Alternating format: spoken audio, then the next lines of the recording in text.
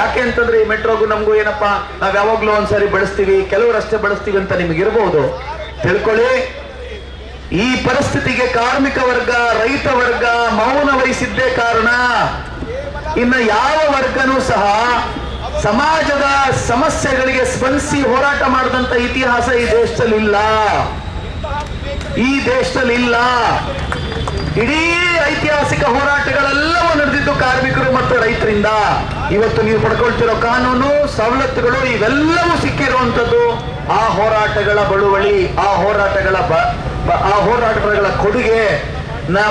ನೀವೆಲ್ಲರೂ ಅವರಿಗೆ ಕೃತಜ್ಞತೆಯಿಂದ ಸ್ಮರಿಸಬೇಕಾಗಿದೆ. ಇವತ್ತು ಹಿಂದೆ ಹೋರಾಟ ಮಾಡಿ ಅವ್ರನ್ನ ಸ್ಮರಿಸಬೇಕಾಗಿದೆ. ಆದ್ರಿಂದ ಕಾಮ್ರೇಡ್, ಇವತ್ತು ಹುಟ್ಟಾ ಇರುವಂತಹ ಪೀಳಿಗೆಗಳಿಗೆ, ನಮ್ಮ ಮಕ್ಕಳಿಗೆ, ನಿಮ್ಮ ಮಕ್ಕಳಿಗೆ ನಾವು ಹೇಳಬೇಕು, ಪ್ರಾಮಾಣಿಕರಾಗಿ ಬದುಕ್ರಿ, ಭ್ರಷ್ಟರಾಗಬೇಡಿ, ವ್ಯವಸ್ಥೆ ಬಗ್ಗೆ ಸ್ಪಂದನೆಯನ್ನ ಇಟ್ಕೊಳ್ಳಿ, ಸಹಿಷ್ಣುತೆಯನ್ನ ಇಟ್ಕೊಳ್ಳಿ ಅಂತ ಹೇಳಿ ನಾವೆಲ್ಲರೂ ಸಹ ಹೇಳಬೇಕಾದಂತ ಅವಶ್ಯಕತೆ ಮತ್ತೆ ಅನಿವಾರ್ಯತೆ ಇದೆ ಕಾಮ್ರೇಡ್ಸ್. ಆದ್ರಿಂದ ನೋಡಿ, ಇವತ್ತು ಯಾಕಿದೆಲ್ಲ ಆಗ್ತಿದೆ ಅಂತ ಹೇಳಿದ್ರೆ, ಹಿಂದೆ ಕಾರ್ಮಿಕರ ಮಕ್ಕಳು ಅಧಿಕಾರಿಗಳಾಗೋರು, ಅವ್ರ ಅಪ್ಪ ಅಮ್ಮ ಒಂದಿಷ್ಟು ತಲೆಗೆ ತುಂಬಿರ್ತಿದ್ರು. ನೋಡಪ್ಪ, ನೀನೆಲ್ಲೋ ಮೆಟ್ರೋಲಾದ್ರೂ ಕುತ್ಕೋ, BMTC ಕುತ್ಕೋ, ಎಲ್ಲಾದ್ರೂ ಕುತ್ಕೋ, ಜನಪರವಾದಂತ ನಿಲುವನ್ನು ತಗೋ, ಪ್ರಾಮಾಣಿಕವಾಗಿರು ಅಂತ ಹೇಳ್ತಿದ್ರು. ಇವತ್ತು ಆ ಪರಿಸ್ಥಿತಿ ಇದೆಯಾ? ಇಲ್ಲ. ಯಾಕೆ ಹೇಳಿ?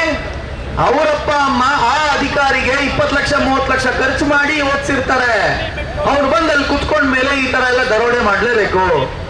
ತನ್ನ ಸಂಬಳವನ್ನ ಏರಿಕೆ ಮಾಡಿಕೊಳ್ಳುವ ಒಬ್ಬ MD ಸಂಬಳ ಏರಿಕೆ ಮಾಡ್ಕೊಳ್ಳಿಕ್ಕೆ ಸಾಧ್ಯನೇ ಇಲ್ಲದೆ ಇರುವಂತ ಬೆಂಗಳೂರು ನಗರದ ಜನರ ಪರಿಸ್ಥಿತಿಯನ್ನು ಅರ್ಥ ಮಾಡ್ಕೊಳ್ಳದೆ ಪ್ರೈಸ್ ಅನ್ನ ಹೈಕ್ ಮಾಡ್ತಾರೆ ಅಂತ ಹೇಳಿದ್ರೆ, ಇದಕ್ಕಿಂತ ದುರಂತ ನಾವು ನೋಡ್ಲಿಕ್ಕೆ ಸಾಧ್ಯ ಆಗತ್ತಾ?